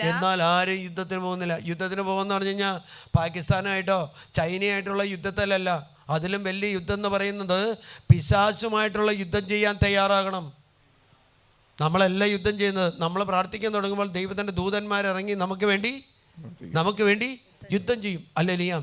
ജോഷുവ പ്രവാചകന്റെ പുസ്തകത്തിൽ 6-ാമത്തെ അധ്യായത്തിൽ മനോഹരമായ 5:35 തോന്നുന്നു, ജോഷുവ ജെറിക്കോ കോട്ട തകർക്കാൻ ചെല്ലുമ്പോൾ ജോഷുവ കാണുന്നത്, ജോഷുവയ്ക്ക് വേണ്ടി ദൈവം ആരെ അയക്കാണ്? മുഖ്യ ദൂതനായ മിഖായേലിനെ അയക്കാണ്. മിഖായേലിനോട് നീ എൻ്റെ പക്ഷത്തോ എതിർപക്ഷത്തോ? നമ്മൾ പ്രാർത്ഥിക്കാൻ തുടങ്ങും. അതുകൊണ്ടാണ് പറഞ്ഞത്, ഒരു ദേശത്തേക്ക് കടക്കണമെങ്കിൽ നമ്മൾ മുമ്പ് ചെയ്യേണ്ടത് എന്താ? മിഖായേൽമാരുടെ ജപം ചൊല്ലി പ്രാർത്ഥിക്കണം. ഒരു ജപമല്ല, ഒരു 33 ചൊല്ലണം. അല്ലേലിയാ? 33 എല്ലാ ദിവസവും നിങ്ങൾ ചൊല്ലുകയാണെങ്കിൽ നിങ്ങളുടെ കുടുംബത്തിൽ ഒരു പിശാചിൻ്റെയും പ്രവർത്തനം ഉണ്ടാവില്ല. ഉണ്ടാവില്ല. അല്ലെങ്കിൽ നമ്മുടെ ഏത് കുടുംബ പ്രാർത്ഥനയോട് ചേർന്ന് മിഖായേൽമാരുടെ പ്രാർത്ഥന എല്ലിയിട്ടുണ്ട്? ഉണ്ടോ? ഇല്ലല്ലോ.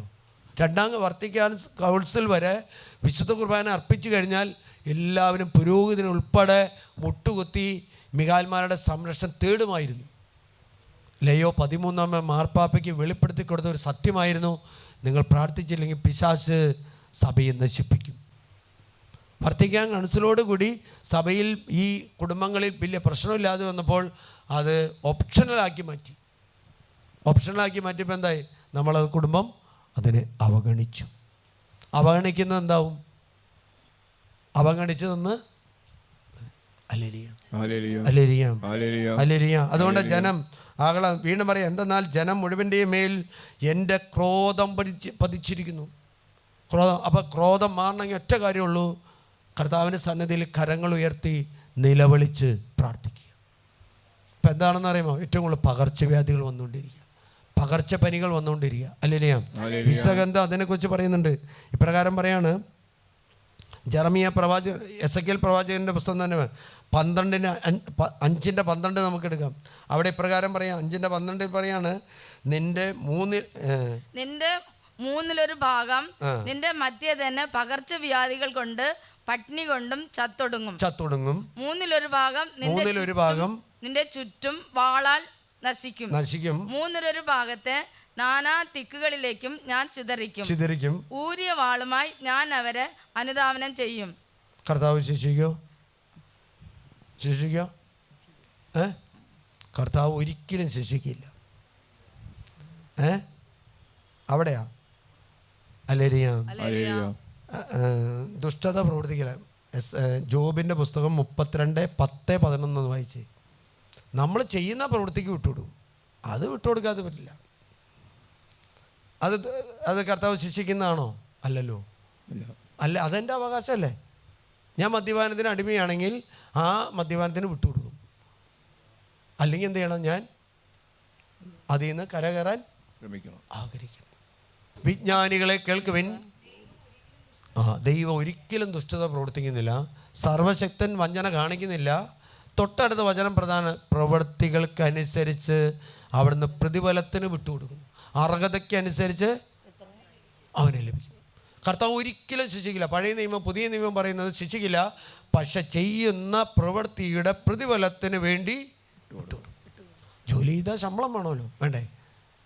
ജോലി ചെയ്താൽ ശമ്പളം വേണമല്ലോ. അല്ലേലിയ. ഒരു ചേട്ടൻ ആശുപത്രി കിടന്നിട്ട് പറഞ്ഞു, തുറന്നൊന്ന് കുമ്പസാരിക്കണം, അച്ഛൻ ഒന്ന് വരാമോ എന്ന് ചോദിച്ചു. ഞാൻ പറഞ്ഞു, അവിടെ ഇഷ്ടം പോലെ അച്ഛന്മാരുണ്ട്. ഇല്ല അച്ഛാ, തുറന്ന് കുമ്പസാരിക്കണം. ചേട്ടൻ തുറന്ന് കുമ്പസാരിച്ചു. ഞാൻ പറഞ്ഞു, ഒരു 2-3 ദിവസമായി കിടക്കുന്നു. അപ്പോൾ ഇടവക പോരാച്ചാ, അച്ഛൻ ഒന്നേ അല്ലേ. അതുകൊണ്ട് നമ്മൾ ആ തോമച്ചനെ കൊണ്ട് ജോണച്ചനെ കൊണ്ട് തുറന്നു കുമ്പസാരം. പലരും പറയുന്നുണ്ട് തുറന്നു കുമ്പസാരിക്കുമ്പോൾ ഒരു കൃപയുണ്ട്. ചില അച്ഛന്മാരെ അതൊന്നും പറയണ്ട, പേടിയാണ്. പഴയ കാലത്തെ വല്ല പാവങ്ങളെ കുറിച്ച് നമുക്കും പേടിയായിരുന്നു. എവിടെയാണ് പറയേണ്ടത്? കുമ്പസാരക്കൂട്ടിലല്ലേ. പിന്നെ നിങ്ങൾക്ക് പറയാൻ പറ്റുന്ന എവിടെയാണ്? കള്ളഷാപ്പിൽ പോയി കുമ്പസാരം തരത്താൻ പറ്റുമോ? പറയാൻ പറ്റുമോ? പറയാൻ പറ്റുന്ന സ്ഥലം എന്ന് പറഞ്ഞാൽ ഈശോ ഒരുക്കിയിരിക്കുന്നത് കുമ്പസാരക്കൂടാ. അവിടെ സർവ്വത്തത ഇറക്കാനുള്ള സ്ഥലം. രണ്ടാമത് നമുക്ക് വായിക്കാം, ജെറമിയ പ്രവാചകൻ പുസ്തകത്തിൽ 6:6. സൈന്യങ്ങളുടെ കർത്താവ് അരുളി ചെയ്യുന്നു, ജെറുസലേമിലെ മരങ്ങൾ മുറിക്കുവിൻ, മരങ്ങൾ മുറിക്കുവിൻ, അവൾക്കെതിരെ ഉപരോധം ഉയർത്തുവിൻ. ഈ നഗരത്തെയാണ് ശിക്ഷിക്കേണ്ടത്, അതിനുള്ളിൽ മർദ്ദനം മാത്രമേ ഉള്ളൂ. കിണറ്റിൽ പുതുവെള്ളം നിറയുന്നത് പോലെ. പുതുവെള്ളം, മഴ പെയ്യുമ്പോൾ കിണറ്റിലുള്ള ഗുണം എന്താണെന്ന് വെച്ചാൽ പുതുവെള്ളം വരും, നല്ല വെള്ളം വരും. അല്ലേ, കൂടുതൽ മഴ പെയ്താൽ എന്താ വെച്ചാൽ കലക്കവെള്ളം വരും. ഇത് കൂടുതൽ മഴയെക്കുറിച്ച് പറഞ്ഞാൽ ജെറുസലേമിൽ പാപം വർദ്ധിക്കുന്നത് എങ്ങനെയാണെന്ന് വെച്ചാൽ പുതുവെള്ളം വരുന്നത്, അല്ലേ? കിണറ്റിൽ പുതുവെള്ളം നിറയുന്നത് പോലെ ജെറുസലേമിൽ പുതിയ അകൃത്യങ്ങൾ നിറയുന്നു. അക്രമത്തിന്റെയും നശീകരണത്തിന്റെയും സ്വരമേ അവരിൽ നിന്ന് ഉയരുന്നുള്ളൂ. 10 രൂപ കൊടുത്തിട്ട് ഒരു തീപ്പെട്ടി മേടിച്ചിട്ട് ബാലൻസ് കിട്ടിയില്ല എന്ന് പറഞ്ഞാൽ കത്തിയിട്ട് തൂത്തുക. ഹോട്ടലിൽ ചെന്നിട്ട് എന്തെങ്കിലും ഓർഡർ ചെയ്തിട്ട് പെട്ടെന്ന് കിട്ടിയില്ല എന്ന് പറഞ്ഞാൽ അവനെ അടിക്കുക, കുത്തുക, കൊല്ലുക. ഇതല്ലേ, അല്ലേ വചനം? അതാണോ? അല്ലേ? ക്ഷമിക്കാനൊരു നമുക്കിന്ന് തയ്യാറല്ല. ഇന്ന് ആത്മാവിൻ്റെ പ്രവർത്തനേക്കാളും കൂടുതൽ പിശാചിൻ്റെ ഒരു പ്രവർത്തനം നമ്മുടെ മേഖലയിൽ വർദ്ധിച്ചുകൊണ്ടിരിക്കുക. അല്ലേ? അപകടങ്ങൾ പെരുകുന്നു. കുട്ടികൾ, യുവാക്കൾ വെള്ളത്തിൽ വീണ് മരിക്കുന്നു. കുട്ടികൾ, യുവാർ അപകടത്തിൽ മരിക്കുന്നു. അല്ലേ? ഏറ്റവും കൂടുതൽ മരണം സംഭവിക്കുന്ന 35 വയസ്സിൻ്റെ താഴെയുള്ളവരാണ്. വീണ്ടും വായിക്കുക, സ്വരമോ അവളിൽ നിന്ന് ഉയരുന്നുള്ളൂ. രോഗവും മുറിവ് മാത്രമേ, അല്ലേ? രോഗം മാത്രമല്ലേ ഉള്ളൂ, അല്ലേ? ഇത് കേരളത്തിൽ ഉയർന്നു വരുന്ന ഒരു സ്ഥാപനം ഏതാണെന്ന് വെച്ചാൽ ഹോസ്പിറ്റൽസാണ്. അതുപോലെ തന്നെ വൃദ്ധസദനമാണ്, അല്ലേ? വീട്ടിലെ മാതാപിതാക്കന്മാരെ ഉപേക്ഷിച്ച് വിടുന്നു.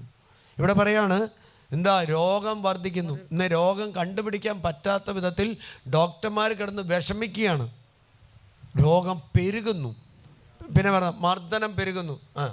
ജെറുസലേം, നീ എന്റെ താക്കീത് കേൾക്കുക, അല്ലെങ്കിൽ ഞാൻ നിന്നെ വിട്ടകലും, നിന്നെ വിജനമായ മരുഭൂമിയാക്കി ഞാൻ മാറ്റും. സൈന്യങ്ങളുടെ കർത്താവ് അരുളി ചെയ്യുന്നു, മുന്തിരിയുടെ കാല പെറുക്കുന്നത് പോലെ ഇസ്രായേലിൽ അവശേഷിച്ചവരെ തേടിപ്പിടിക്കുക. മുന്തിരിപ്പഴം ശേഖരിക്കുന്നത് പോലെ ശേഖരിച്ചവനെ പോലെ പാപം ചെയ്തവരെ തേടിപ്പിടിച്ച് അതിന്റെ സായൽ വീണ്ടും വീണ്ടും തിരയുക. എസെക്കിയേൽ പ്രവാചകന്റെ പുസ്തകം 5:5 വായിക്കുക. എന്താ? നമ്മൾ ദൈവ പ്രമാണങ്ങൾക്ക് ഇന്ന് ഒരു വിലയും കൽപ്പിക്കുന്നില്ല, ദൈവ ആചാരങ്ങൾക്ക്. ക്രൈസ്തവന് കൽപ്പന ലംഘിക്കാൻ അല്പം പേടിയുണ്ട്. ക്രൈസ്തവന് ഞായറാഴ്ച കുർബാന മുടക്കാൻ ഒരു പേടിയില്ല. കുമ്പസാരം വേണം. 2-3 വർഷമായിട്ട് 3-4 വർഷമായിട്ട് ഒരു കുടുംബം ഒരു സ്ഥലത്തുനിന്ന് ഇവിടെ വന്നു. അവർക്ക് പച്ചക്കറി കടയാണ്, വിജയിക്കുന്നില്ല. ഞാൻ വിചാരിച്ചു ചേച്ചി നല്ല വിശ്വാസിയാന്ന് വിചാരിച്ച് പതുക്കെ കണ്ടോളൂ. ചേച്ചിയാണ് കുമ്പസാരിക്കാത്തത്. പള്ളി പോകാൻ സമയമില്ല. രക്ഷപ്പെടുമോ? പെടുമോ? ലോക്ക്ഡൗണിൻ്റെ മുമ്പ് കുമ്പസാരിച്ചതാ, ഇപ്പോഴും പള്ളി പോവില്ല. അല്ലേ? എന്താ? കുമ്പസാരിച്ചാലുള്ള കൃപ എന്താണെന്ന് വെച്ചാൽ ഡെലിവറൻസാണ്. തുറന്നു കുമ്പസാരിച്ചു കഴിഞ്ഞാൽ ദൈവത്തിൻ്റെ ആത്മാവ് ഇറങ്ങി വരും. ദൈവത്തിൻ്റെ ആത്മാവ്. അല്ലേ? ക്രിസ്ത്യാനി എല്ലാ പ്രവൃത്തികളും ചെയ്ത് പള്ളിയിൽ പോയി പ്രാർത്ഥിക്കാൻ വേണ്ടി വിളിക്കപ്പെട്ടവനല്ല. ക്രിസ്ത്യാനി എന്ന് പറയുന്നത് വിശ്വാസത്തിൻ്റെ കാതലായിട്ട് നിൽക്കണം. ഒരു മരം നിലനിൽക്കുന്നത് എന്താണെന്ന് വെച്ചാൽ കാതലും തായ്വേരുമാണ്, അല്ലേ? നിലനിൽക്കുന്ന നമ്മൾ എഴുന്നേറ്റ് നിൽക്കുന്നത് എന്തുകൊണ്ടാണ്? കർത്താവ് നമ്മളെ സഹായിക്കുന്നത്. ബാലൻസ് തെറ്റിയാൽ നമ്മൾ താഴെ കരാട്ട പിള്ളേർ വീഴുന്ന പോലെ വീഴും. ബാലൻസ് തെറ്റിയാൽ താഴെ വീഴും. ഹല്ലേലൂയ. അപ്പോൾ നമ്മൾ പ്രാർത്ഥിക്കേണ്ട, കർത്താവ് ബാലൻസ് തെറ്റാതെ ഞങ്ങളെ കാത്തുകൊള്ളണം. രണ്ടാമത് എന്താ?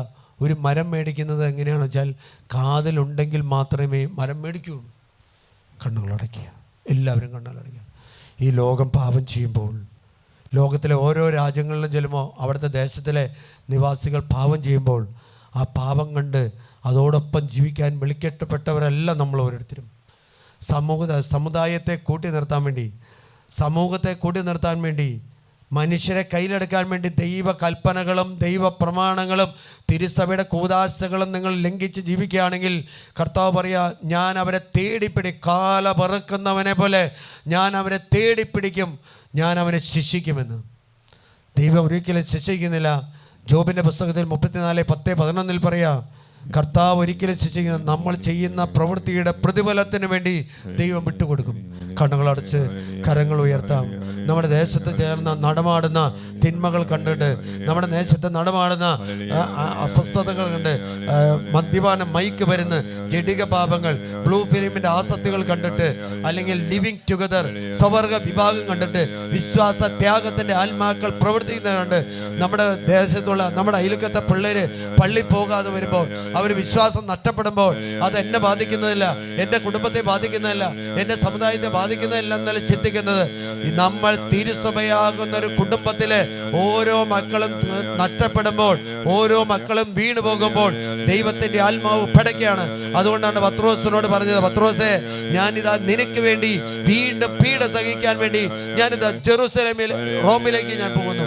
ഹല്ലേലൂയ. കണ്ണുകൾ അടച്ച് കരങ്ങളൊന്ന് ഉയർത്തി ഒന്ന് വിളിക്കട്ടെ, എൻ്റെ ദൈവമേ, എന്നെ പ്രാർത്ഥിക്കാനായി നീ ഒന്ന് പഠിപ്പിക്കണമേ. Hallelujah, hallelujah. പാട്ടിൽ നമ്മൾ പാടി പ്രാർത്ഥിക്കാനുള്ള തുറവി എനിക്ക് നൽകണമേ. കരഞ്ഞ് പ്രാർത്ഥിക്കാൻ, മുട്ടിപ്പോട് പ്രാർത്ഥിക്കാൻ, എഴുന്നേറ്റിരുന്ന് പ്രാർത്ഥിക്കാൻ, പുലർച്ചയ്ക്ക് എഴുന്നേറ്റ് പ്രാർത്ഥിക്കാൻ ഒരു അഭിഷേകം എനിക്ക് നൽകണമേ കർത്താവേ. എൻ്റെ തലമുറ നശിക്കാതിരിക്കാൻ, എൻ്റെ കുടുംബം നശിക്കാതിരിക്കാൻ, എൻ്റെ ദേശം നഷ്ടപ്പെടാതിരിക്കാൻ എന്നെ നീ ഉണർത്തണമേ കർത്താവേ. എന്നെ നീ ശക്തിപ്പെടുത്തണമേ കർത്താവേ. എന്നെ നീ ബലപ്പെടുത്തണമേ കർത്താവേ. ഹല്ലേലൂയ, ഹല്ലേലൂയ, ഹല്ലേലൂയ, ഹല്ലേലൂയ. ഇരമ്പം പിതാവ് സ്ഥാപിച്ച പാലക്കാട് രൂപതയിലെ വിശ്വാസികളായ നമ്മൾ ഓരോരുത്തരും ആ പിതാവിന്റെ വിശ്വാസ പൈതൃകം കാത്തു സൂക്ഷിക്കാൻ വേണ്ടി വിളിക്കപ്പെട്ടവരാണെന്നുള്ള സത്യം മറന്നു പോകരുത്. ഹല്ലേലൂയ. നമ്മുടെ മക്കളെ വിശ്വാസം പഠിപ്പിക്കണം. വചനത്തിൽ അടിയുറച്ച ഒരു ജീവിതത്തിന് അവരെ പഠിപ്പിക്കണം. അതുപോലെ തന്നെ പരിശുദ്ധ അമ്മയോടും അവസ്ഥപിതാവിനോടും മധ്യസ്ഥം തേടി പ്രാർത്ഥിക്കാനായിട്ട് നമ്മുടെ മക്കളെ ഉത്ബോധിക്കണം. വിശുദ്ധ അവസ്ഥപിതാവിന്റെ ജപം ചൊല്ലി കുടുംബങ്ങൾക്ക് വേണ്ടി പ്രാർത്ഥിക്കാനായിട്ട് പരിശീലിപ്പിക്കണം. ജപമാല ചൊല്ലി കൂടുതൽ ജപമാല ചൊല്ലി പ്രാർത്ഥിക്കുന്നവർക്ക് കിട്ടുന്ന കൃപയാണ് വരങ്ങളും ഫലങ്ങളും ദാനങ്ങളും. ഹല്ലേലൂയ, ഹല്ലേലൂയ, ഹല്ലേലൂയ, ഹല്ലേലൂയ. പ്രാർത്ഥനാ തടസ്സങ്ങൾ യേശുവിന്റെ നാമത്തിൽ വിട്ടോടെ. മത്തായിയുടെ സുവിശേഷം 18-17-19 തിരുവചനം വെച്ച് പ്രാർത്ഥനയുടെ തടസ്സങ്ങൾ യേശുവിന്റെ നാമത്തിൽ വിട്ടുപോട്ടെ കർത്താവേ. ഹല്ലേലൂയ, ഹല്ലേലൂയ, ഹല്ലേലൂയ, ഹല്ലേലൂയ, ഹല്ലേലൂയ, ഹല്ലേലൂയ. യോഹന്നാന്റെ സുവിശേഷം 21-22 തിരുവചനം വെച്ച് പ്രാർത്ഥിക്കുന്നു. ഹല്ലേലൂയ. റോമാക്കാർക്ക് എഴുതിയില്ല 9-16-17 വെച്ച് പ്രാർത്ഥിക്കുന്നു. യേശുവിന്റെ നാമത്തിൽ ഞങ്ങൾ പ്രാർത്ഥിക്കുന്നു. കർത്താവേ, ഞങ്ങളിലുള്ള അലസത, ഞങ്ങളുടെ മടി, ഞങ്ങളുടെ ക്ഷീണം യേശുവിന്റെ നാമത്തിൽ വിട്ടുവിടെ. ഞങ്ങൾ പോകുന്ന ദേശങ്ങൾ, ഞങ്ങൾ വഴിയിലൂടെ കടന്നു പോകുമ്പോൾ, ഞങ്ങൾ റോഡിലൂടെ കടന്നു പോകുമ്പോൾ, ഞങ്ങളുടെ കുടുംബത്തിൽ ഇരിക്കുമ്പോൾ, മറ്റ് സ്ഥലങ്ങളിലൂടെ മദ്യപാനികളെ കാണുമ്പോൾ, അല്ലെങ്കിൽ തെറ്റായിട്ടുള്ള ബന്ധത്തിൽപ്പെട്ട് ജീവിക്കുന്നവരെ കാണുമ്പോൾ, അല്ലെങ്കിൽ മയക്കുമരുന്നിന് ആസക്തിയോട്ടിൽ കാണുമ്പോൾ, രോഗികളെ കാണുമ്പോൾ, തളർവാദ രോഗികളെ കാണുമ്പോൾ അവർക്ക് വേണ്ടി പ്രാർത്ഥിക്കാനുള്ള ഒരു പ്രത്യേക കൃപ എനിക്ക് നൽകണമേ. Hallelujah, hallelujah. വിദേശ രാജ്യങ്ങളിലൂടെ കടന്നു പോകുമ്പോൾ ആ രാജ്യത്തെ നടപാടുന്ന തിന്മകൾ കാണുമ്പോൾ ആ തിന്മകളിൽ നിന്ന് ആ രാജ്യത്തെ മോചിപ്പിക്കാനുള്ള, ആ രാജ്യത്തിന് വേണ്ടി കരഞ്ഞ് പ്രാർത്ഥിക്കാനുള്ള ഒരു കൃപ എനിക്ക് നൽകണമേ കർത്താവേ. ഹല്ലേലൂയ, ഹല്ലേലൂയ. അക്രൈസ്തവ രാജ്യങ്ങൾക്ക് വേണ്ടി പ്രാർത്ഥിക്കാനുള്ള കൃപ നൽകണമേ. ദൈവത്തിൽ വിശ്വാസം സാധിക്കാതെ ദൈവത്തിൽ ആരാധിക്കാതെ അന്യദേവനെ ആരാധിക്കുന്ന സമൂഹങ്ങളെ കാണുമ്പോൾ, അന്യദേവനെ ആരാധിക്കുന്ന രാജ്യത്തെ കാണുമ്പോൾ, ആ രാജ്യത്തിന് വേണ്ടി, അവിടുത്തെ നേതാക്കന്മാർക്ക് വേണ്ടി, രാജാക്കന്മാർക്ക് വേണ്ടി, അവിടുത്തെ ജനങ്ങൾക്ക് വേണ്ടി പ്രാർത്ഥിക്കാനുള്ള ഒരു അഭിഷേകം എനിക്ക് നൽകണമേ. വിദേശ രാജ്യങ്ങളിൽ ഞാൻ ചെല്ലുമ്പോൾ അടയ്ക്കപ്പെട്ട പള്ളികൾ കാണുമ്പോൾ എന്റെ ചക്ക് പൊട്ടണം കർത്താവേ.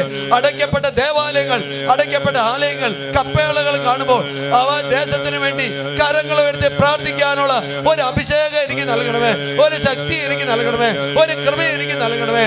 ഹല്ലേലൂയ, ഹല്ലേലൂയ, ഹല്ലേലൂയ, ഹല്ലേലൂയ, ഹല്ലേലൂയ. കർത്താവേ, അങ്ങ് ദേവാലയങ്ങൾ അടയ്ക്കപ്പെടുമ്പോൾ, അവിടെ പാപം ചെയ്ത ദേവാലയങ്ങൾ അടയ്ക്കപ്പെടുമ്പോൾ ഏറ്റവും കൂടുതൽ സങ്കടപ്പെടുന്നത്, ഏറ്റവും കൂടുതൽ അങ്ങ് തന്നെയാണെന്ന് തിരിച്ചറിയുന്ന കർത്താവേ. ഹല്ലേലൂയ, ഹല്ലേലൂയ, ഹല്ലേലൂയ, ഹല്ലേലൂയ, ഹല്ലേലൂയ, ഹല്ലേലൂയ, ഹല്ലേലൂയ. തിരുവിലാവിൽ നിന്നൊഴുകും കണ്ണുകളടച്ച് കഴുകേണമെന്ന് പൊന്നു കർത്താവേ.